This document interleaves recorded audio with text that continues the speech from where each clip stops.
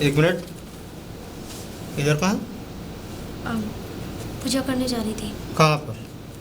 मंदिर पे। कौन से मंदिर पे? वो सामने वाला मंदिर जो है।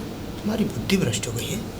हाँ, सारी औरतों के लिए जब हमने यहाँ गांव से बाहर वहाँ मंदिर बनवाया है तो इस मंदिर को अशुद्ध करने की ज़रूरत क्या है?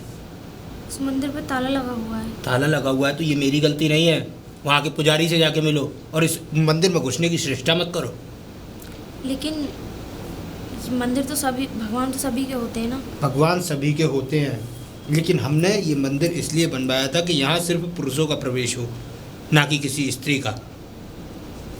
लेकिन आप हमें पूजा करने से क्यों रोक रहे हैं? पूजा करने से नहीं रोक रहा, मंदिर को अशुद्ध होने से रोक रहा हूँ। और ये तुम मुझे मत सिखाओ किस मंदिर में तुम्हें जाना चाहिए और किस मंदिर में नहीं। मतलब मैं कुछ समझी नहीं। अशुद्ध होने से? हाँ, मतलब हमारे वहाँ जाने से मंदिर क्या? इस मंदिर में भगवान बजरंगबली का एक स्वरूप है और तुम्हें अच्छी तरह पता है कि इस मंदिर के अंदर शिवलिंग का भी वो बना हुआ है स्थान। तभी तो हम पूजा करने जा रहे हैं। शायद तुम्हें पता नहीं, औरत को अपने हाथों से शिवलिंग की पूजा नहीं करनी चाहिए। और तुम इनकी पूजा करना चाहती हो? जब हमने कह दिया कि यहाँ सिर्फ पुरुषों का प्रवेश है, स्त्रियों का प्रवेश वर्जित है, तो तुमने यहाँ तक आने की चेष्टा कैसे की? आने की हिम्मत कैसे हुई तुम्हारी? आप कैसी बातें कर रहे हैं? मैं एकदम सही बात कर रहा हूँ और ज़्यादा बहस करने की मुझसे ज़रूरत नहीं है। अब भगवान के यहाँ आने के लिए भी किसी से पूछना पड़ेगा। बिल्कुल, इस गांव के कर्ता धर्ता हम हैं और हमसे पूछना बेहद ज़रूरी है। और हाँ, वैसे भी गांव की औरतों के लिए जब मंदिर और स्थान अलग बनाया है तो यहाँ आने की ज़रूरत ही क्या है? मुखिया जी, औरत और आदमी में तुम इतना बड़ा फर्क समझते हैं? बिल्कुल बिल्कुल समझते हैं। आप एक बात बताइए, अगर औरत ही नहीं होती तो फिर आदमी कहाँ से आते? और आदमी नहीं होता तो औरत कहाँ से आती?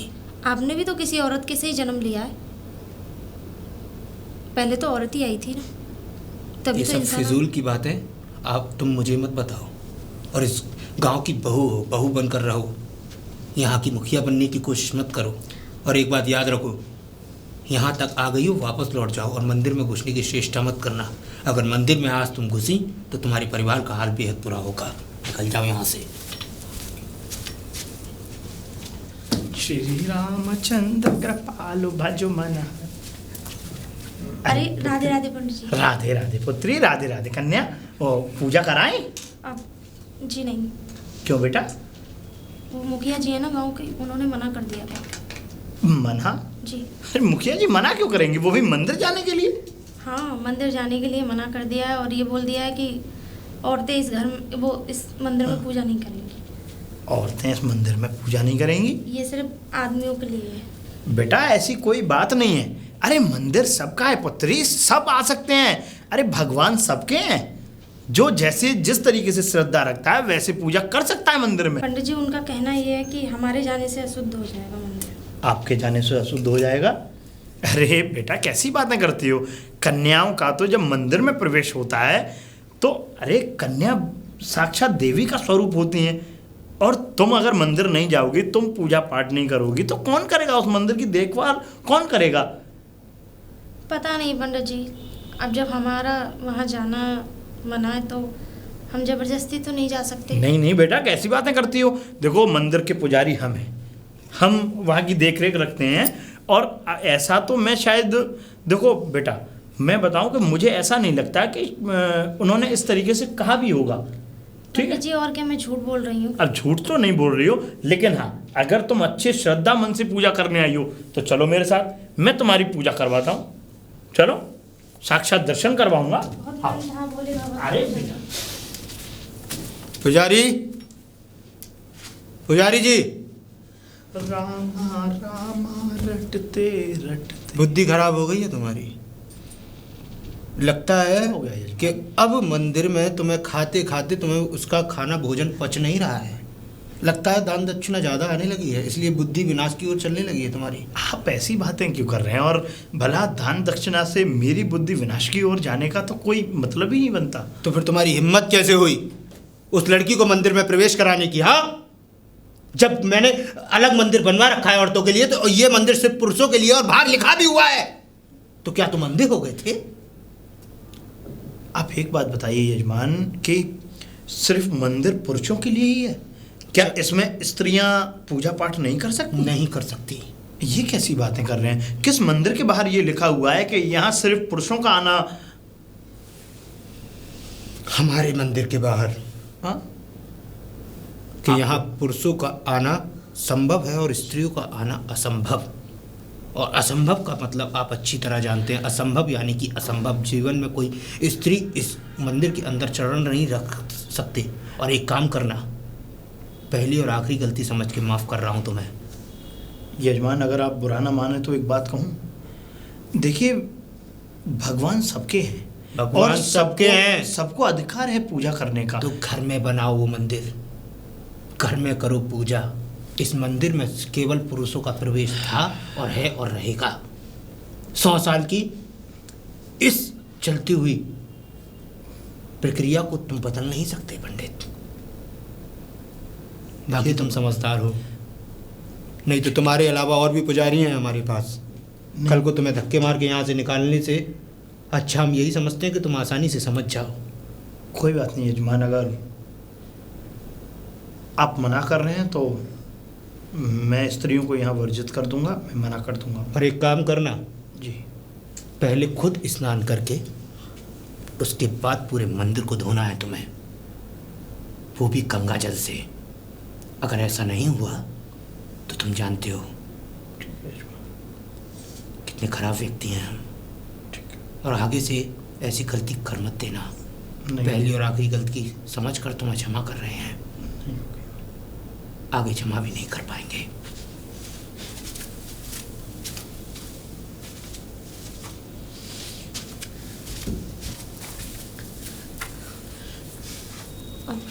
लगता है जाल कैसे बंद है इसका? कोई है पंडित जी? ये जाल क्यों बंद कर रखा है? बेटी वो स्त्रियों का आना इस मंदिर में अब वर्जित है। मतलब? स्त्रियां पूजा नहीं कर सकती इस मंदिर में। पूजा नहीं कर सकती? आपने तो कल मुझसे पूजा भी कराई थी और आप तो खुद मुझे लेकर गए थे, लेकिन अब क्या हो गया? बेटी जब मैं तुम्हें लेकर के गया और तुमने भगवान की पूजा भी की तो किसी ने यजमान के कान में ये डाल दिया कि पुजारी ने स्त्रियों को बुला करके मंदिर में पूजा करवाई है। तो उस बात को लेकर के मुझे बहुत चिढ़ पड़ी है। मैं जानती हूँ पंडित जी, उन्हें सभी से ऐतराज नहीं है, उन्हें सिर्फ मुझसे ऐतराज है। और मैं ये भी जानती हूँ कि मुझसे क्यों ऐतराज है। ऐसा क्यों बेटा? मैं जानती हूँ पंडित जी कि सभी से ऐतराज नहीं है, उन्हें मुझसे ऐतराज है। अगर इस दुनिया में, इस संसार में क्या अकेली औरत का कोई मोल नहीं? अकेली औरत रह नहीं सकती क्या? मेरा क्या कसूर है अगर मेरे पति ने ही मुझे छोड़ दिया है तो? क्या? मैं कोई गलत तो नहीं हूँ? उसने मुझे छोड़ दिया, लेकिन उसकी दहलीज को छोड़ के मैं कभी नहीं गई। औरतें न जाने क्या से क्या कर लेती हैं, लेकिन मैं अपने धर्म पे और अपने आत्मविश्वास पर टिकी रही।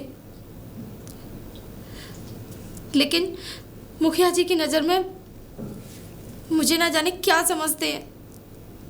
मुझे नल पे से पानी नहीं भरने देते, मुझे मंदिर में पूजा करने नहीं आने देते। आखिर मैं जाऊं तो जाऊं कहाँ? आखिर मैं अरे मेरी शादी होकर आई थी इस गांव में, इस घर में, इस गांव में मैं बहू बनकर आई थी। आप ही बताइए, इनके यहाँ आने के लिए किसी की इजाज़त लेनी पड़ती है क्या? खैर, ये तो मेरी ज़िंदगी का एक दुख भरी कहानी है जो मैं ना किसी को सुना सकती, ना किसी को बता सकती। लेकिन पंडित जी, आप पे तो मुझे बहुत भरोसा था। पंडित को तो कभी किसी की ज़रूरत नहीं पड़ती कि कौन आना चाहिए मंदिर में, कौन नहीं। लेकिन आप किसी की नौकरी कर रहे हैं? और आप क्या उनकी कोई नौकरी थोड़ी नहीं कर रहे पंडित जी? ये तो भगवान की सेवा है जो आपके हिस्से में आई। बस यही आज बात है बेटी। आप ही मुझे मना कर रहे हैं पूजा करने से। पुजारी का काम सिर्फ मंदिर पर रहना ही नहीं होता। जो भगवान के भक्त आते हैं उनकी भी जिम्मेदारी बनती है। पर बेटी मेरा मना करने का तात्पर्य यह है कि जिन्होंने इस मंदिर की नींव रखी, जिन्होंने इस मंदिर को बनाया, इस मंदिर में भगवान की मूर्तियों का स्थापन किया, आज वो आए और उन्होंने ही मना किया मुझे। मैं कभी किसी भक्त में ऐसी भावना रखता ही नहीं हूँ कि स्त्रियां नहीं आएंगी या पुरुष नहीं आएंगे। अरे मंदिर किसका नहीं है, सबका है। स्त्री पुरुष बच्चे सब लोग आ सकते हैं इस मंदिर में। लेकिन अफसोस सिर्फ इस बात का है बेटी कि आखिरकार यजमान ने मना किया तो किया क्यों? अरे उनको तो कम से कम ये सोचना चाहिए कि ये भगवान है और भगवान सबका है, गरीब का भी है, अमीर का भी है, छोटे बड़े बच्चों सबके भगवान है। और अगर इस मंदिर में भक्तों की भीड़ नहीं उमड़ेगी, इस मंदिर में भक्त नहीं आएंगे पूजा करने के लिए, तो मंदिर मंदिर नहीं, मंदिर तो शमशान के तरह होगा ना। खैर पंडित जी, मैं क्या ही कह सकती हूँ। भगवान तो दिल में होने चाहिए। बस बेटी, एक मैं मन भी- को समझाना होता है कि भगवान की पूजा करने से, इनके पास आने से थोड़ी मन को शांति मिलती है। बिल्कुल बेटा, बिल्कुल सही सोचा। लेकिन बेटा, तुम्हारी इस तरीके की दृढ़ भक्ति को देख करके मैं तो क्या, भगवान भी तुम्हें अपने पास आने से नहीं रोक सकते। और सुनो बेटा, चाहे कुछ भी हो जाए, चाहे ये यजमान मेरे साथ या मुझे किसी भी प्रकार के अपशब्दों से मुझे कहें, लेकिन तुम्हारी पूजा नहीं रुकने दूंगा। तुम आओ, भगवान के दर्शन करो, पूजन करो उनका। रहने दीजिए पंडित जी। नहीं बेटा, अगर मेरी वजह से अगर आपको कोई भी नुकसान पहुंचेगा तो मुझे नहीं अच्छा लगेगा। कोई बात नहीं बेटा, ये भक्ति मार्ग है। अगर भक्ति के लिए अगर कोई भी अगर पीड़ा हमारे ऊपर आ रही है और अगर हम उसे सह रहे हैं, तो इससे बढ़िया धर्म और क्या हो सकता है? हाँ, आप तो जानते हैं ना पंडित जी, इनके पास तो वही लोग आते हैं जिनका कोई सहारा नहीं होता। बस बेटा, मैं जानता हूँ और मैं तुम्हारी बात से बहुत प्रसन्न हुआ, जिस तरीके से तुमने बात कही। तुम चिंता मत करो, मैं बेटी अभी जाल खोलता हूँ और तुम अंदर आओ, पूजन करो भगवान का। आओ बेटा, आ जाओ। तेरी वजह से ही आना पड़ा है मुझे। तो मंदिर गई, मानी नहीं मेरी बात। हाँ, आपकी बात अगर जायज़ होती तो शायद मैं मान भी लेती। जायज होती। नाजायज़ बात नहीं मानी जाती मुखिया जी। नाजायज बात? इसमें नाजायज बात क्या थी? आप तो वो करने से मना कर रहे थे जो कोई कभी नहीं कर सकता। मैं एकदम सही मना कर रहा था तुझसे। आपने क्या सोच लिया कि आपने पैसे की ताकत से और मतलब अपने बल से क्या तुमने भगवान को खरीद लिया? खरीदा नहीं है, बस भगवान को उन परिस्थितियों से दूर रखा है जिससे वो अशुद्ध ना हो। और औरत आपको के मेरे स्पर्श, जाने से ही क्यों अशुद्ध हो जाती हैं सारी चीजें? जिस औरत को उसके आदमी ने ना अपनाया हो, जिस औरत को जिसके परिवार ने ना अपनाया हो, उस औरत की क्या इज्जत रह जाती है समाज के अंदर? उन्हीं में से तू एक है। अरे जब तुझे तेरा खुद का पति छोड़कर चला गया तो सोच क्या स्थिति है तेरी। तेरे कैरेक्टर को तो जस्टिफाई नहीं करूँगा मैं, लेकिन हाँ एक बात जरूर कहूँगा, कुछ ना कुछ खोट जरूर होगा तुझमें। खोट था, मेरी अच्छाई का सबसे बड़ा खोट था मेरे अंदर। अच्छाई अपने मुंह से बखानने से आदमी अच्छा नहीं हो जाता। मुझे अपनी अच्छाई का किसी को सबूत नहीं देना मुखिया जी। मैं जैसी भी हूँ, जो भी हूँ, मैं जानती हूँ, मेरा भगवान जानता है। भगवान इंसानों को बताने की ज़रूरत नहीं है, क्योंकि इंसान कभी इंसान नहीं, वो तो जानवरों से भी बदतर होते हैं। तो अपने आप को जानवरों में गिनती है तू? मैं अपने आप को किन चीज़ों में गिनती हूँ, किन चीज़ों में नहीं, मुझे ज़रूरत नहीं है आपको बताने की। तो एक बात याद रख, आज के बाद ये तेरा पहला और आखिरी समय था उस मंदिर में जाने का। तो आप भी मेरी बात सुन लीजिए, इनके पास से तो मुझे कोई नहीं रोक सकता। कोई नहीं रोक सकता। इस आप थाली से भी। पूजा करके आई है ना तू। रोकना तो मैं अच्छी तरह जानता हूँ। मुझे मेरे कमीनेपन पर उतारू मत होने दे, नहीं तो क्या फायदा। तेरी इज्जत का वो बखान करूँ मैं इस गाँव में कि अभी तो तू उस घर में रह भी रही है और इस गांव के कुत्ते भी तुझे देखने से नामंजूर करते हैं, समझ गई? और हाँ, पहली और आखिरी बार माफ कर रहा हूँ। मंदिर में जाने से, आगे से उस मंदिर में घुसने की हिम्मत मत करना, नहीं तो वो तेरी जिंदगी का आखिरी दिन होगा।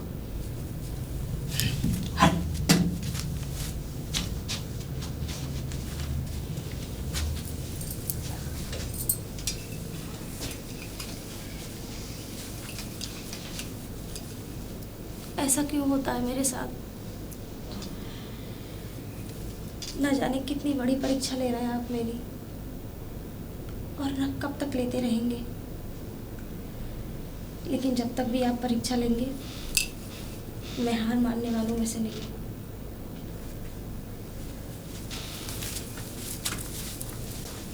पुजारी जी यजमान। ठीक है, बताइए। अब मुझे बताना पड़ेगा। नहीं, आप कैसे आना हुआ आपका? कैसे आना हुआ तुम्हें नहीं पता?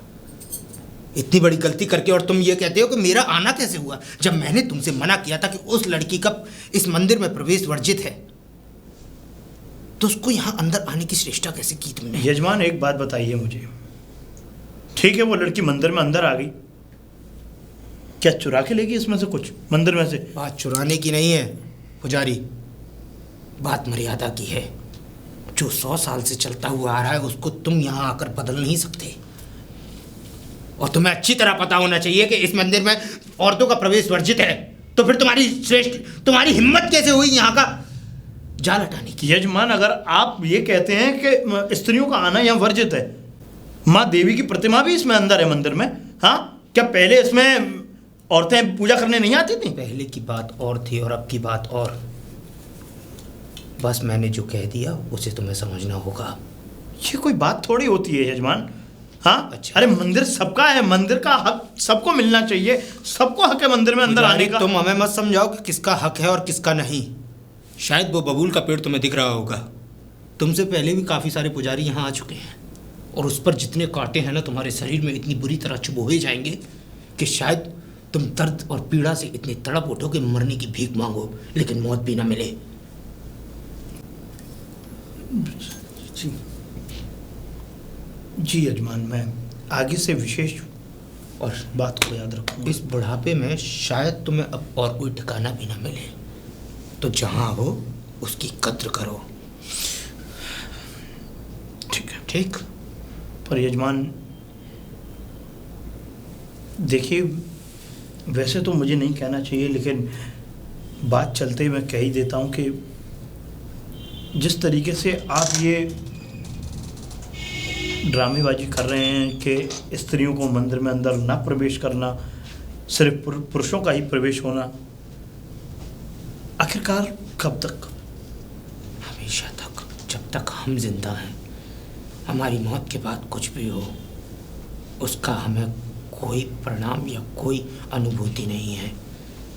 पर हाँ, जब तक इस धरातल पर हम जिंदा हैं, जब तक ऐसा कतई नहीं होने देंगे, ये जान लो तुम।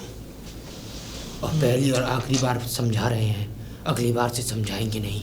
जब भी हमारी बात को भूलने का मन करे तो उस बबूल के पेड़ की तरफ देख लेना, सब कुछ याद आने लगेगा तुम्हें, और गंगा जल से मंदिर धुल जाना चाहिए। हे प्रभु, क्या करा रहे हो?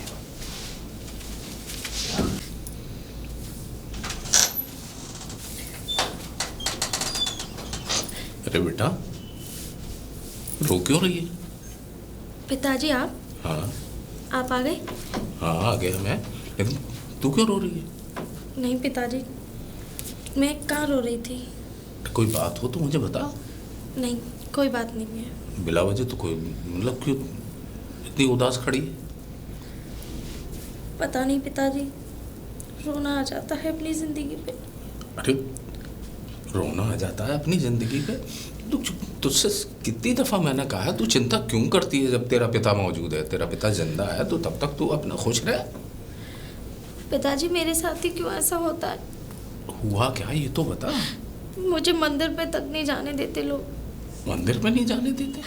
जो हमारे गांव के मुखिया, उन्होंने मेरा सख्त मना कर दिया मंदिर पे आने के लिए। उस दिन मैं नल पे पानी भरने गई थी, उस दिन भी उन्होंने मना कर दिया कि मैं अगर इस नल को हाथ लगाऊंगी तो इसका पानी अशुद्ध हो जाएगा। अरे बेटा तू दिल छोटा मत कर, तुझे नहीं पता मुखिया तो पागल हो गया है। पिताजी मुझसे ये कहते हैं लोग कि तेरे पति ने तुझे छोड़ दिया और तेरे पति की छोड़ी हुई है, और तू न जाने किस तरह के कैप लगाते हैं पिताजी। बेटा तू भी किन लोगों की बातों में आ रही है? ये दुनिया है, संसार का नियम है कि मतलब किसी को चैन से सुकून से जीने मत दो। अगर वो चैन और सुकून से जी रहा है तो उसकी ज़िंदगी में जहर घोल दो। ये संसार का नियम है, क्योंकि कलयुग है बेटा। तू चिंता मत कर, मैं कोई ना कोई ऐसा व्यवस्था ज़रूर बनाऊंगा। इस मुखिया का इंतज़ाम तो ज़रूर करूंगा। नहीं पिताजी, आप रहने दीजिए। आप मेरी वजह से किसी से मत लड़िए। ना बेटा, मैं कब कह रहा हूँ कि मैं लड़ूँ? नहीं पिताजी, ये पैसे वाले लोग हैं, नामी गिरामी लोग हैं, और मैं नहीं चाहती कि हम गरीब लोग हैं पिताजी। हमारा क्या मोल है इन लोगों के आगे? आपके सिवा मेरा इस दुनिया में है ही कौन? पति ने छोड़ दिया वैसे भी लोग कहते हैं, और माँ नहीं है, लेकिन आपको कुछ हो गया तो मैं तो जी नहीं पाऊंगी। बेटा तू दिल छोटा मत कर, भाड़ में डाल तू उस पति को। जिसने छोड़ दिया उसने छोड़ दिया, उसके बारे में सोचने की ज़्यादा ज़रूरत नहीं है। और तू बिल्कुल भी चिंता मत कर। देख, जिस परमात्मा के पास मैं जाता हूँ उसी परमात्मा के पास तू भी जाती है, तो मैं भी अपनी गुहार वहीं लगाऊंगा। कोई ना कोई रास्ता तो मिलेगा बेटा। हिम्मत हारने से कुछ नहीं होता। हमें इस संसार में लड़ के जीना है बेटा। माना कि हम गरीब हैं, लेकिन गरीब होने का ये मतलब थोड़ी है कि कोई भी किसी को कुचल के चला जाएगा।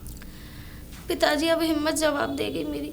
ना बेटा, हिम्मत कभी नहीं टूटनी चाहिए। अब तो ऐसा लगता है कि भगवान भी मेरी न जाने कब तक परीक्षा लेंगे। बेटा भगवान जो है ना, वो अपने नेक बंदों की परीक्षा ज़रूर लेता है, लेकिन उससे नाउम्मीद नहीं होना चाहिए। उसको हमेशा याद रखना चाहिए वो जो करता है अच्छा करता है।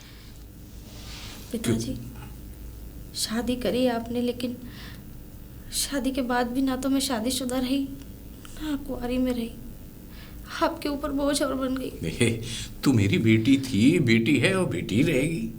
दुनिया छूट जाए, जब तक जिंदा हूं तुझे चिंता करने की जरूरत नहीं है। मेरा जो कुछ भी है सब तेरे ही तो है बेटा। नहीं पिताजी, आप जैसा पिता भगवान सबको दे। ऐसा लगता है कि जब आप मुझे वहां से लेकर आए थे तो जीने की उम्मीद ही खत्म हो गई थी। बेटा रे, हर माता पिता का धर्म होता है कि वो अपनी बेटी को पाल पोस कर बड़ा करे और उसको अपने घर से विदा कर दे। लेकिन बड़े बदनसीब लोग होते हैं जो किसी की बेटी को परेशान करें, उसे ना अपनाएं। इसमें तेरी कोई कमी नहीं है, इसमें तेरे मुकद्दर का दोष नहीं है। दोष तो उनका है, उनकी कमी है जो मेरी ऐसी फूल जैसी बच्ची को उन्होंने ठुकरा दिया।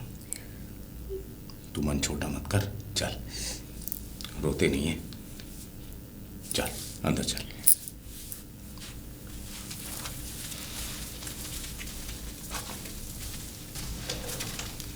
प्रधान जी राम राम। राम राम।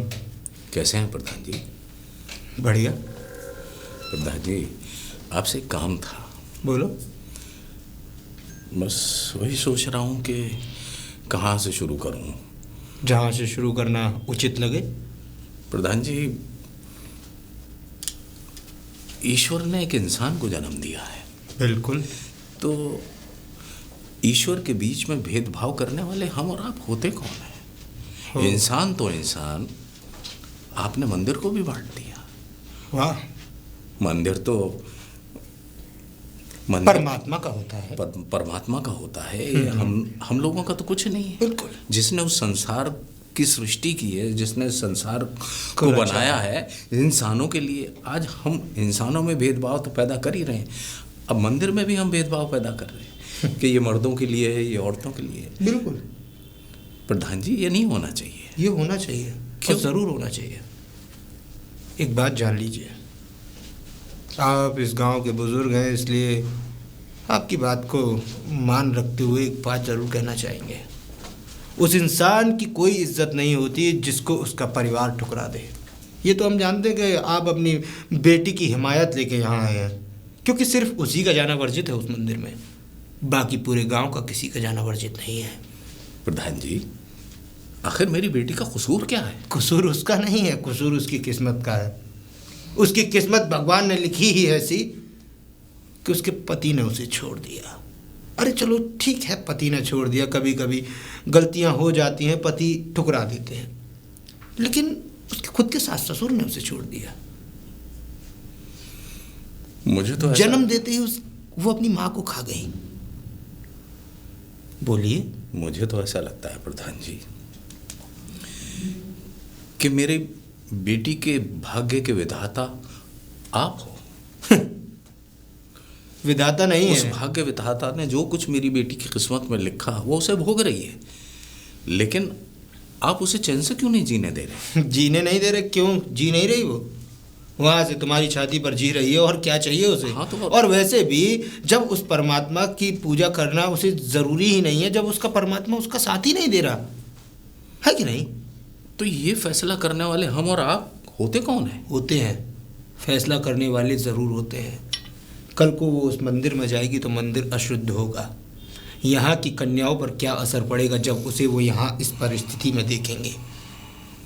जब यहाँ की बहुएं उसे इस परिस्थिति में देखेंगी तो उन पर क्या असर पड़ेगा? गांव को संभालना मेरे हित में है, और जो मेरे गांव के लिए जो मैं करना चाहता हूँ वो मैं करके रहूँगा। इसमें मुझे कोई नहीं रोक सकता। आप अच्छा नहीं कर रहे हैं। अच्छा कर रहा हूँ या बुरा, जो भी कर रहा हूँ अभी तक तो मुझे ठीक लग रहा है, और आपको भी ये बात अपने दिमाग में बहुत जल्दी से बिठा लेनी चाहिए कि आप अपनी बेटी का कहीं और विवाह तय करके उसको यहाँ से विदा करिए। देखिए, इस गांव का नक्षत्र और इस गांव का चाल चलन खराब करने की कोशिश मत करिए। देखिए, एक बात कान खोलकर सुन लीजिए। मेरी बेटी मेरे ऊपर बोझ नहीं है। जब मेरे ऊपर बोझ नहीं है तो आप उसका बोझा उठाने की कोशिश क्यों कर रहे हैं? अच्छा, जब मैं अपनी बेटी को बोझ नहीं समझता तो आप मेरी बेटी को बोझ कैसे समझते हैं? क्या वो आपके टुकड़ों पे पल रही है? चुप! बिल्कुल बकवास बंद करो अपनी। तुम्हारी इज्जत करते तो इसका मतलब ये नहीं कुछ भी अनसन बकोगे और तुम्हारी बातों को हम यहाँ बिना कुछ कहे सुनते रहेंगे। तुम्हारी बेटी है, तुम उसे पूजो, उसकी पूजा करो, आराधना करो, लेकिन उस मंदिर में प्रवेश वो नहीं करेगी, नहीं करेगी और नहीं करेगी। और उसने अगर मंदिर में प्रवेश करने की कोशिश की तो समझ लेना तुम्हारे और तुम्हारे परिवार के लिए ये अच्छा नहीं होगा। तो सुन लीजिए मुखिया जी, जाते जाते आपसे भी एक बात कहना चाहता हूं। मेरी बेटी मेरा घमंड है, मेरा गुरूर है, मेरे ऊपर बोझ नहीं है। वो बोल दूंगा मैं उससे कि वो तुम्हारे मंदिर में झांकना तो दूर की बात, उस सीट से होकर नहीं गुजरेगी। याद रखना मेरी इस बात। उसके लिए ये अच्छा भी रहेगा। आया मुझे समझाने।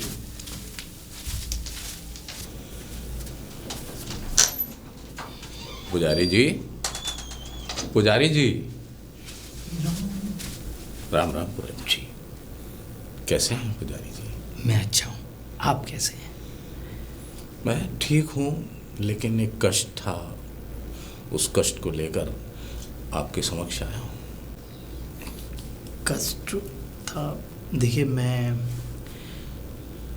मुझसे पहचान नहीं हुई आपकी। आप ज़रा बताने का कष्ट करें कि आप हैं कौन? पुजारी जी, आपने मुझे नहीं पहचाना? जी, मैं पहचान नहीं सका। पुजारी जी, मैं गौरी का पिता हूँ। अच्छा, आप बच्चे के उस बच्चे के पिता हैं जो यहाँ पूजन करने आती है? हाँ पुजारी। हाँ हाँ, हम बताइए क्या बात है, क्या सेवा करें? ये पुजारी जी, ये कैसा न्याय है? आप तो भगवान की लीला में रमे रहते हैं। आप वो स्थान ग्रहण किए हुए हैं इस समाज में। आप ही जब इस भेदभाव को करवाएंगे तो फिर इस संसार का होगा क्या?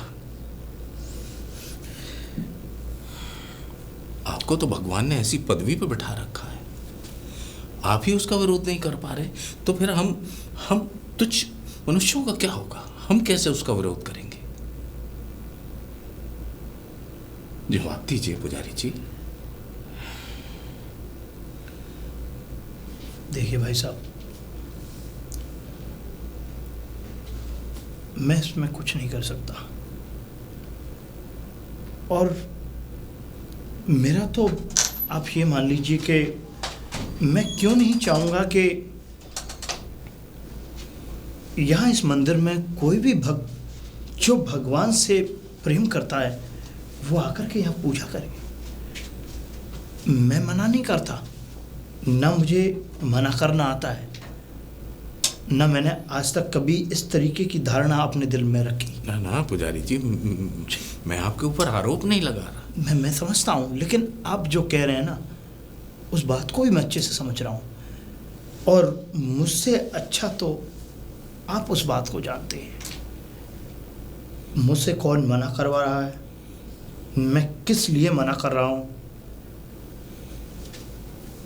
जितने अच्छी तरीके से आप जानते हैं ना, वह बात मैं उस बात को अच्छे से बता नहीं सकता आपको। लेकिन पुजारी जी, आपका विश्वास भगवान के ऊपर और भक्तों का विश्वास आपके ऊपर, जब भक्तों का विश्वास ही आप पर से उठ जाएगा तो फिर भक्त कहाँ जाएंगे? मैं जानता हूँ, और बहुत अच्छी तरीके से जानता हूँ कि कसूरवार कौन है जी। और मैं ये भी जानता हूँ कि आप कोई भी निर्णय क्यों नहीं ले पा रहे हैं जी। लेकिन पुजारी जी, आप निर्णय नहीं लेंगे तो फिर इस स्थान पर विराजमान होने का फिर आपको क्या अधिकार है?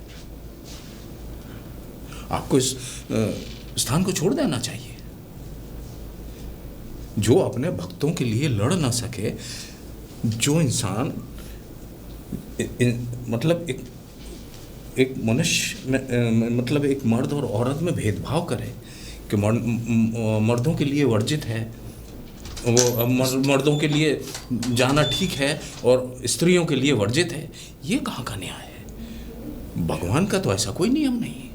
भगवान के लिए तो सब बराबर है। सब बराबर है जी, बच्चा, बूढ़ा, जवान, स्त्री पुरुष सब उसकी नज़र में है। सब उसकी नज़र में है। तो फिर ये भेदभाव करने वाले हम कौन हैं? ना तो हम हैं भेदभाव करने वाले, ना आप हैं, ना वो परब्रह्म परमेश्वर हैं। मैं आपको सच बात बताऊं तो इन सब चीज़ों का भेदभाव करने वाले इस मंदिर के निर्माता, यहाँ के मुखिया, उन्होंने इस बात के लिए मना कर रखा है कि पुजारी जी, आपको अगर इस मंदिर में रहना है तो आप यहाँ स्त्रियों को वर्जित रखेंगे। कोई भी स्त्री इस मंदिर में अंदर पूजा करने नहीं जा सकती। और देखिए, मैं आपसे ज़्यादा तो क्या कहूँ, मैं यही कहना चाहूँगा कि मैंने बहुत कोशिश की, मैंने बहुत उनको समझाया, बहुत उनसे कहा और इस हक के लिए लड़ा भी कि आप स्त्रियों पर प्रतिबंध क्यों लगा रहे हैं, क्यों उनको मंदिर में अंदर प्रवेश नहीं किया करने दे रहे? क्या मंदिर में अंदर देवी माता नहीं बैठी हुई? क्या स्त्रियां उनकी पूजा नहीं कर सकती? क्या इस मंदिर में और भी भगवानों का विराजमान नहीं है? क्या सबको हक नहीं है? क्या भगवान ने ऊपर से ये बना करके भेजा है कि स्त्रियां मंदिर में नहीं आएंगी? आप विश्वास नहीं मानेंगे, मैंने इतना सब कुछ कहने के बावजूद भी उस इंसान के दिमाग में जरा सी भी ये दया नहीं आई कि अगर पुजारी जी इस बात को कह रहे हैं तो क्या मैं इस बात को मान लूं, और मानने के तत्पश्चात मैं इजाज़त दे दूं कि अब से इस मंदिर में कोई भी पूजा करने आ सकता है। देखिए पुजारी जी, अगर मंदिर का निर्माण उन्होंने किया है जी। और मंदिर का निर्माण कराने के बाद वो स्वयं अपने आप को ये समझ रहे हैं कि मैं उसका मालिक हो गया, तो ये सिर्फ उनकी मूर्खता है और कुछ नहीं है। बिल्कुल, मैं अच्छे से जानता हूँ। भगवान मंदिर जो है ना, वो भगवान का होता है।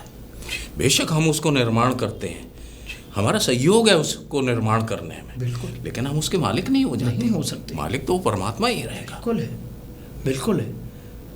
अगर भगवान जी, स्त्रियों का जाना वर्जित है, मेरी समझ में कहीं नहीं आता। सिर्फ और सिर्फ अगर उनको ऐतराज़ है तो इस बात पर ऐतराज़ है कि मेरी पुत्री उस मंदिर में नहीं जा सकती।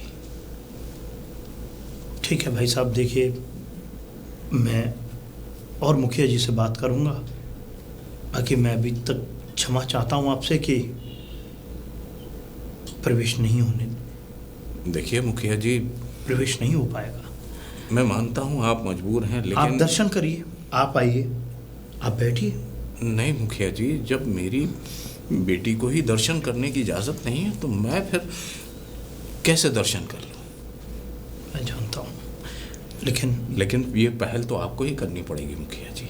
मैं कोशिश करूँगा। माफ़ कीजिएगा पुजारी जी, मुखिया जी से आपको बात करनी पड़ेगी। ज़रूर करूँगा। और बिल्कुल आपको चिंता करने की कोई ज़रूरत नहीं है, पूरा गांव, हम सब आपके साथ खड़े हैं। ठीक है, अगर ऐसी ही बात है तो मैं ज़रूर मुखिया जी से बात करूंगा और इस हक के लिए लड़ूंगा भी कि आप जो है स्त्रियों को प्रवेश करने दें इस मंदिर में। धन्यवाद।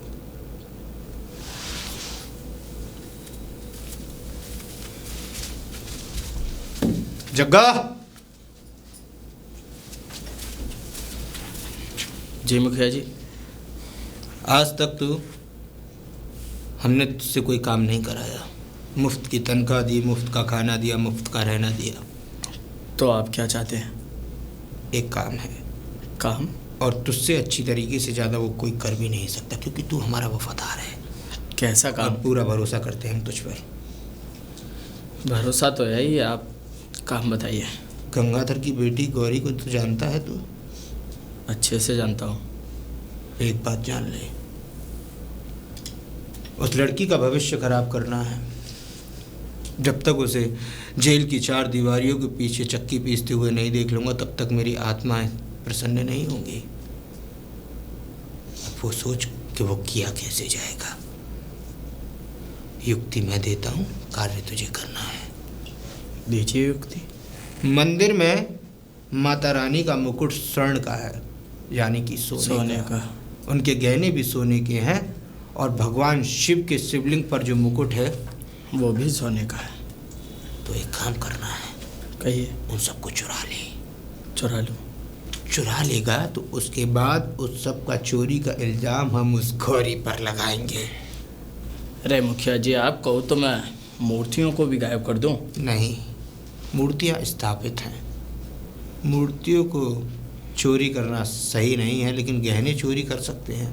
ठीक है। उन गहनों को चोरी कर और उस लड़की पर इल्ज़ाम लगा के उसको धक्के मार कर इस गांव से निकाल कर जेल में सड़ने के लिए ना दिया मैंने, तो मेरा भी नाम रंजीत सिंह नहीं।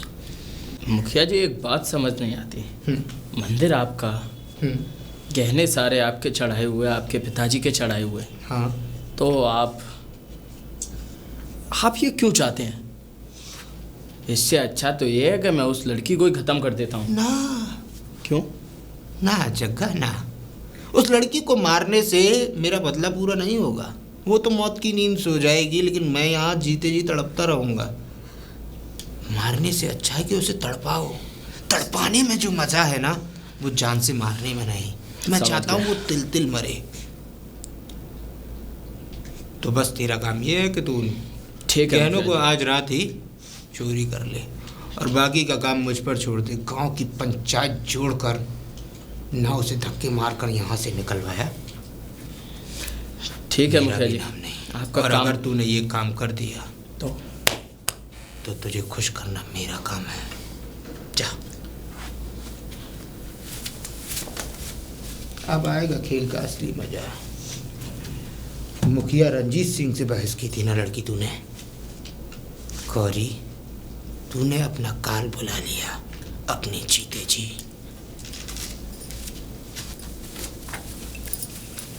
अरे पिताजी आप? हाँ, जा रही है बेटा? पिताजी मंदिर होके आती हूँ बस अभी। मंदिर? जी। बेटा मुखिया पूरी अपनी गुंडेहाई पे है। उसने पुजारी को भी अपने कब्जे में कर रखा है। मैं तो ये कहता हूँ बेटा, छोड़ उस मंदिर का पीछा, मत जा। पिताजी तू अपने घर में ही मंदिर स्थापित कर ले, यहीं पूजा कर लिया कर। पिताजी कैसी बातें कर रहे हैं आप? इस गांव का बहुत हमारा माना हुआ मंदिर है। हाँ मैं मानता हूँ। और आप तो जानते हैं इस मंदिर की कितनी मान्यता है। जब मेरी शादी भी नहीं हुई थी तब से इस मंदिर की इतनी मान्यता है। और फिर घर में तो माँ बाप होते हैं, उनकी सेवा करो, लेकिन इनके पास जाने से थोड़ा मन को शांति मिलती है। हाँ, ये तो है। और ये तो सबके होते हैं पिताजी। कोई क्या कह रहा है मुझे कोई फ़र्क नहीं पड़ता इन चीज़ों से। और आप ही ने तो कहा है रास्ते में बहुत सारी रुकावटें आती हैं, लेकिन ज़रूरी तो नहीं है कि हम रुक जाएं। ये चीज़ तो आपने ही मुझे समझाई थी ना। कह तो तू ठीक रही है, लेकिन मुखिया किस हद तक गिर जाए, बस यही पिताजी। सोच के डर लगता है बेटा। सामने वाला किस हद तक गिर रहा है हमें इस बात से कोई मतलब नहीं है, लेकिन हम तो सही हैं और जिनके पास हम रोज़ जाते हैं वो तो हमें देखते हैं ना। हमें अपनी सच्चाई का सबूत देने इस दुनिया को ज़रूरत नहीं है, बस वो देख रहे हैं हमें। ये तो मैं मानता हूँ बेटा। ठीक है पिताजी। और हाँ, मैंने आपका दूध रख दिया था किचन में, आप पी लीजिएगा जाकर। ठीक है बेटा, मैं बस अभी पूजा करके आती हूँ। लेकिन ध्यान से पियो बेटा। आप फिक्र मत करिए। धीरे-धीरे।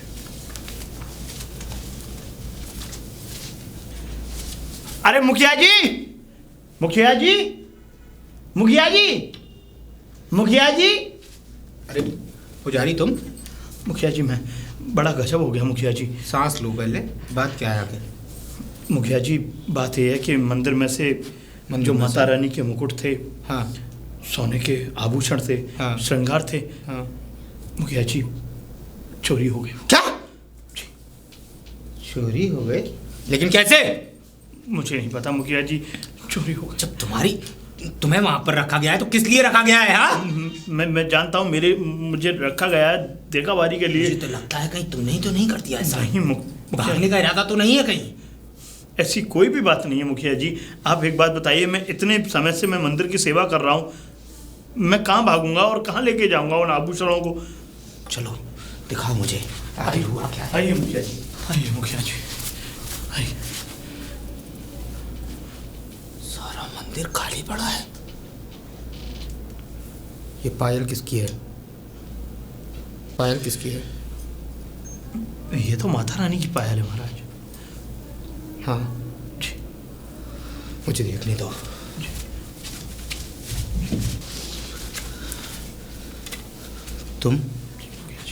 तुम्हारे अलावा इस मंदिर में अगर कोई आता भी है तो सिर्फ वो लड़की आती है। जब तुमने चोरी नहीं की तो आखिर वो चोरी की किसने? मुझे नहीं पता, मैं तो बाहर पूजा क्या गधे बेच कर सो रहे थे? हाँ, मंदिर की इतनी आभूषण सब कुछ चोरी हो गया, इतना सब महंगा था और महंगे से मतलब नहीं था, इस परमात्मा पे चढ़ा हुआ था। मेरे पिताजी की संपत्ति थी, मेरे दादाजी की संपत्ति थी और मेरी संपत्ति थी। जो भी इन भगवान को हमने अर्पण किया था वो सब चोरी हो गया। इसकी भरपाई कौन करेगा? हाँ, और क्या जवाब दूंगा मैं उस भगवान को? है जवाब तुम्हारे पास? मुझे लगता है ये तुम्हारी और उस लड़की की मिली भगत है। किस लड़की की? गौरी। मुखिया जी कैसी बातें कर रहे हैं आप? भला मैं जिस जगह मैं सेवा करता हूँ, जिस मंदिर का मैं सेवादार हूँ, आप मुझ पर ही इल्ज़ाम लगा रहे हैं? क्या मैं इस मंदिर में रह करके ही क्या जिस थाली में मैंने खाया उसमें ही छेद करूँगा? ये भी सही कहा तुमने। अगर तुम्हें चोरी ही करनी होती तो पिछले 2 साल से तुम यहाँ हो, कब की चोरी कर चुके होते। और मैं आपको बताने क्यों आता? और आज तक इस मंदिर में घुसने की चेष्टा किसी ने की नहीं। मंदिर खुला रहता है पूरे दिन रात तक। बस मुझे लगता है कि वो लड़की ही अभी 15-20 दिन पहले इस गांव में आई है। ये चोरी उसी ने की है जरूर। भक्ति के नाम पर उसने मंदिर के आभूषणों को चुराया है। अब पता कैसे चलेगा कि चलेगा। माता रानी के आभूषण गए किधर? चलेगा, पता भी चलेगा। उसके घर की तलाशी होगी, घर की तलाशी। और उसके बाद उसके घर की तलाशी तुम लोगे। हाँ ठीक है।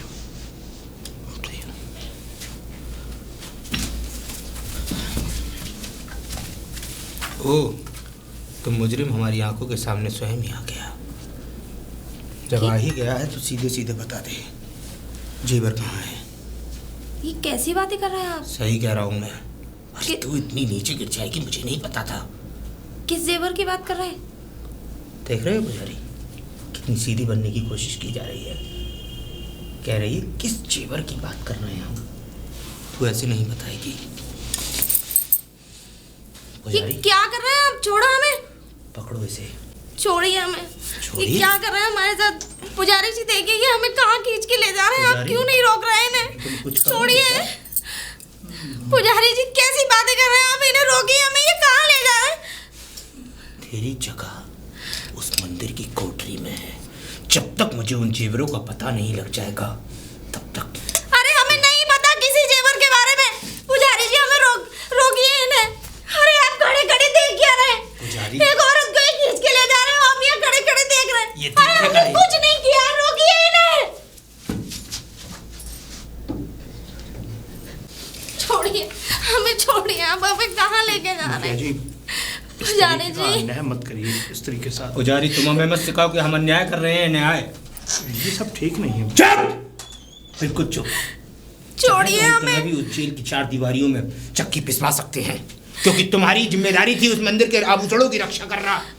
अरे हम कह रहे हैं हमने कोई चोरी नहीं करी। बोल ले झूठ। हम कसम खा के कह रहे हैं अपने पिताजी की, हमने कोई चोरी नहीं करी। छोड़िए हमें। अगर तुम मेरे रास्ते में आए तो समझ लेना तुम भी उतने ही गुनहगार हो जाओगे जितनी ये लड़की है। तो वो पुजारी बेचारी जी। मना कर तो रही है। हम अपने पाप की कसम खा के कह रहे हैं। बुलाकर तुम्हें तोड़वाऊं मैं। बोलो, छोड़िए हमें। अगर तुम्हारी ऐसी इच्छा है तो मैं इसे छोड़ दूंगा।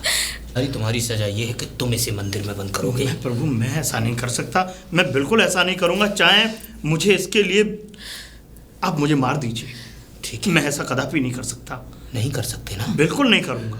तो इसको भी मैं ही करूंगा। और सुन लड़की, अगर वो गहने मेरे पास वापस नहीं आए तो ये तेरी जिंदगी का आखिरी दिन होगा। जेल में अगर चुप से चक्की ना पिसवाई तो मेरा भी नाम नहीं। पुजारी जी रोकिए ना, हम सच कह रहे हैं, हमने कोई गहने नहीं लिए। मुखिया पुजारी जी। जी रोकिए। मुखिया जी,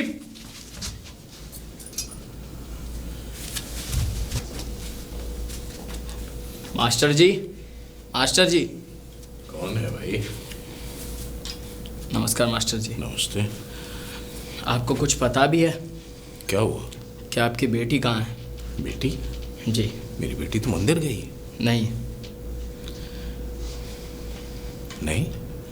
आपकी बेटी मुखिया जी के घर में है और उसको मुखिया जी ने बंद कर दिया है इस जुर्म में तक उसने मंदिर में चोरी करी है। क्या बकवास कर रहे हो तुम? मैं बकवास नहीं कर रहा हूँ मास्टर जी। मेरी बेटी और मंदिर के गहने? मैं नहीं मानता। आपके मानने और ना मानने से कुछ नहीं होगा। जो सत्य है वो सत्य ही रहेगा। सत्य क्या है मैं अच्छी तरीके से जानता हूँ। मुखिया कितना गिर सकता है मैं ये भी जानता हूँ। और ये काम जो कुछ भी हुआ है, जो षड्यंत्र रचा है, ये मुखिया नहीं रचा है। मेरा काम था आपको सूचना देने का और मैंने दे दी। मैं चलता हूँ। तुम्हें जो कहना था वो तुम कह चुके।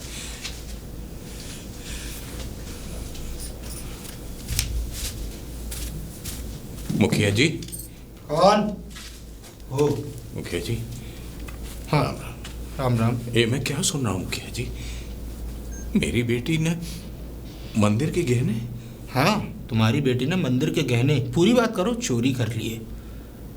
चोरी? भगवान शिव का मुकुट। मैं नहीं मानता मुखिया जी। मेरी बेटी और माँ के पैर चोरी? पायल तक नहीं छोड़ी उसने। उनकी नाक की नथनी तक चोरी कर ली। आपको धोखा हुआ मुखिया जी। धोखा हमें नहीं, धोखा तुम्हारी बेटी कर रही थी इतने दिनों से यहाँ रहकर। ये भी तो हो सकता है मुखिया जी कि ये काम किसी और का हो और इल्जाम मेरी बेटी पर रखा जा रहा है। और कोई कर ही नहीं सकता। पूछो क्यों? पूछो क्यों? क्यों? वो इसलिए क्योंकि तुम्हारी बेटी ही 20 दिन पहले इस गांव में आई है और इससे पहले यहाँ 85 साल से 10 साल से बच्चे से लेके बूढ़े तक जवान हुए सालों से चोरी होने होते तो हो गए होते। और वैसे भी मुझे तो अच्छी तरह पहले ही सोच लेना चाहिए था कि तुम्हारी बेटी इस मंदिर में पूजा के बहाने आती क्यों है, क्योंकि वो परमात्मा को मानती नहीं है। वो तो उन गहनों के लालच में यहाँ पर पूजा करने आ रही थी, और मेरे लाख मना करने पर भी उसने पूजा करना बंद नहीं किया, क्योंकि उसकी लालची निगाहें उन गहनों पर थीं। सुनो, पुलिस आ रही है। मुखिया जी, मैं आपके हाथ जोड़ता हूँ, पुलिस को मत बुलाइए, मेरी बेटी का जीवन बर्बाद हो जाएगा। अपनी बेटी का जीवन बचाना चाहते हो ना, तो मंदिर के गहनों की जितनी कीमत थी वो कीमत हमें दे जाओ और अपनी बेटी को यहाँ से सुरक्षित ले जाओ। 2 घंटे का समय दे रहे हैं, अगर 2 घंटे में तुम वापस नहीं आए तो सोच लेना पूरे गांव में घुमाकर उसे बेइज्जत करेंगे और उसके बाद उसे जेल भेजेंगे। मुखिया जी, मैं गरीब आदमी हूँ, इतने पैसे मैं कहाँ से लाऊंगा? चलो, तुम गरीब आदमी हो तो हमारा भी मन इतना पत्थर नहीं है कि हम तुम पर दया ना कर सकें। ठीक है, पैसा मत दो, गहने नहीं चाहिए वापस, लेकिन हाँ एक काम जरूर करेंगे, इस गांव की तुम्हारी बेटी पर परिक्रमा लगवाएंगे और उसको बेइज्जत करेंगे, और उसके बाद अपनी बेटी को इस गांव की सरहद से भी बहुत दूर छोड़ाना, और जिंदगी में वो यहाँ वापस नहीं आनी चाहिए। सोच लो। मुखिया जी, इतना जुल्म मत कीजिए। देखिए, मैं किसी को मुंह दिखाने के लायक नहीं रहूंगा, मेरी बेटी का जीवन बर्बाद हो जाएगा। मुखिया जी, वो मैं नहीं जानता, या तो मेरी शर्तों पर हाँ करो या फिर पुलिस आ रही है। सोच लो, 2 घंटे में पुलिस आ रही है। मुखिया जी, एक बार मुझे मेरी बेटी से तो मिला दीजिए, मैं आपके हाथ जोड़ता हूँ। ठीक है। पुजारी जी, जी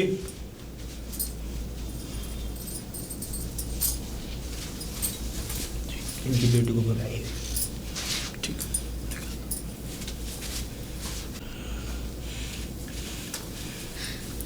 गौरी, पिताजी, कर लो बात, शायद आखिरी भरत मिलाप हो तुम दोनों बाप बेटी का। ये पिताजी, बेटा, हमने कोई चोरी नहीं की। मैं जानता हूँ बेटा, मैं बहुत अच्छी तरीके से जानता हूँ कि मेरी बेटी इतना घिनौना काम नहीं कर सकती। हमारे साथ ऐसा क्यों होता है पिताजी? मैंने तो तुझसे मना किया था बेटा कि तू अपने घर में ही मंदिर को स्थापित कर ले।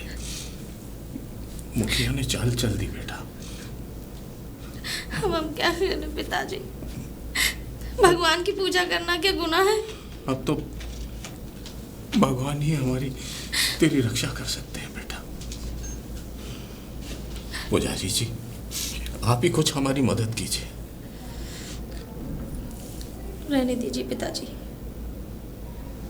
किसके आगे अपना माथा टेक रहे हैं? जिसके सीने में दिल ना हो, जो इंसान पत्थर बन चुका हो, तुम उससे बोल रहे हो ये बातें? तुम पुजारी नहीं, एक पुजारी के नाम पे काला धब्बा हो। ये हमारी क्या रक्षा करेंगे? ये तो खुद की रक्षा नहीं कर सकते। कोई बात नहीं पिताजी, जिस भगवान की इतने सालों से हम पूजा करते हुए आ रहे हैं, अब वही भगवान हमें इंसाफ दिलाएगा। अगर हम गलत हैं तो हमें सजा मिलनी चाहिए, और अगर हम गलत नहीं है तो यही हमें इससे बचाएंगे। साहब, नाग देवता, मुझे छोड़ दो नाग देवता। जितने भी गहने मैं सब मंदिर में रख दूंगा। नाग देवता साहब, अगर तुम दोनों बाप बेटी का भरत मिलाप खत्म हो गया हो तो मंदिर की कोठरी में से बंद करो। ठाकुर साहब, मुझे बचा लीजिए। ठाकुर साहब, बचा लीजिए? जहाँ देखो वहीं सांप है, मेरे घर में, मेरी खाट के नीचे। और बोलते हैं कि तूने भगवान के गहने चुरा कर अच्छा नहीं किया। तूने गहने चुराए हैं? आपने ही तो मुझे बोला था। मैंने कब बोला था? ठाकुर साहब, मुझे माफ कर दीजिए। मैं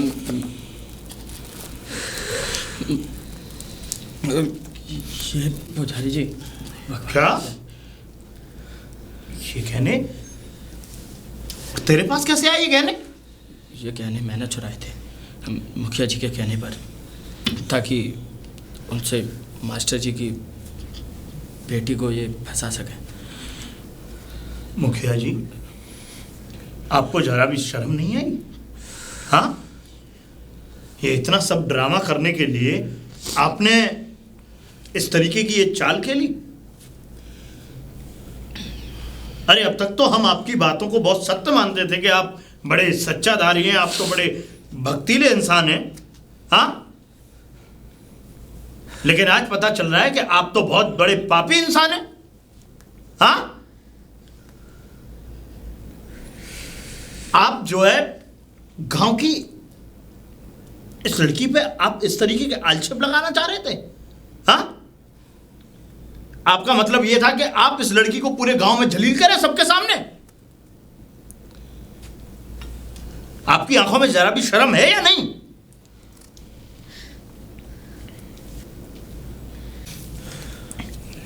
मुखिया जी, मुझे आपसे इस तरीके की उम्मीद नहीं थी। और हाँ, अब तक तो मैंने इस मंदिर की बहुत सेवा की, आपका कहना माना, लेकिन आज से और अभी से मैं ये प्रण लेता हूं कि मैं इस मंदिर को छोड़ रहा हूं। नहीं पुजारी जी, जी मुझे क्षमा कर दीजिए। नहीं मुखिया जी, पुजारी जी मुझे क्षमा कर दीजिए। मैं क्षमा मांगने योग्य नहीं हूं। अगर मुखिया जी आपको जरा भी शर्म है और आपको क्षमा मांगनी है तो इस देवी से क्षमा मांगिए। आपने इसके साथ कितना बुरा किया है, गौरी मांगिए, क्षमा मांगिए। मैंने अपने क्रोध के आक्रोश में आकर तेरी बातों का बुरा मानकर, क्योंकि तूने मुझसे बहस की और तेरी जुबान के चलते ही मैंने इतना बड़ा षड्यंत्र तेरे खिलाफ रच दिया। मैं माफ़ी के लायक तो नहीं हूँ, लेकिन हाथ जोड़कर माफ़ी मांगता हूँ, मुझे क्षमा कर दे। आपकी नज़र में गुनहगार मैं थी, तो आपके हिसाब से अगर सच्चाई सामने आ जाए तो सज़ा किसको मिलनी चाहिए? मुझे। लेकिन हम कौन होते हैं माफ़ करने वाले और सज़ा देने वाले? मास्टर, आप ही इसे समझाइए ना। जो पाप किया है मैंने, क्षमा योग्य तो नहीं है। अगर आज राका यहाँ वापस नहीं आता तो इसे तो जेल में हो गई होती। सांप! सांप!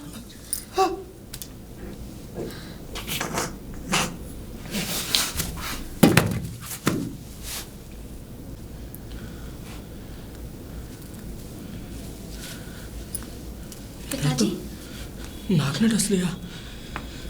मुखिया जी, मुखिया जी। देखा मुखिया जी,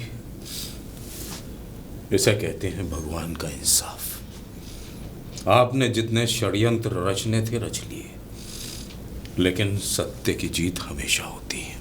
बिल्कुल सही। और भगवान का इंसाफ भी होता है। जी, बिल्कुल सही कहा। मेरी बेटी बेकसूर थी, भगवान ने मेरी बेटी की लाज रखी। जी।